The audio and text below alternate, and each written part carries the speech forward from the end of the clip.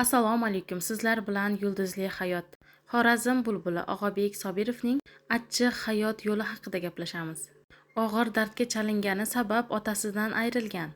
Ayoli vafotidan so'ng qayni singlisiga uylangan Og'abek Sobirov.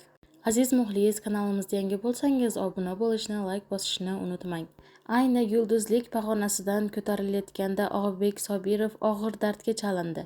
6 oy davomida meningit kasali bilan kurashdi. Shunda otasi Og'abek Sobirovning atrofida aylanib, Allohga nola qilib Og'abek Sobirovning dardini o'ziga olib vafot etgan.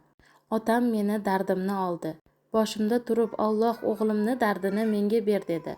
O'sha kundan boshlab men sog'ayishni, otamning ahvoli esa birdaniga yomonlashishni boshladi. Oradan hech qancha vaqt o'tmadi, men oyoqqa turdim.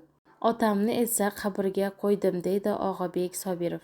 Ayolimni vafotidan keyingi mishmishlar ham men uchun juda og'ir bo'ldi.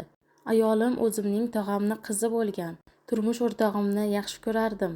Olamdan o'tgandan so'ng bir tashvishim ming bo'ldi. Qayna singlisiga uylandi degan ig'volar bu bo'xton, deydi Og'abek Sobirov.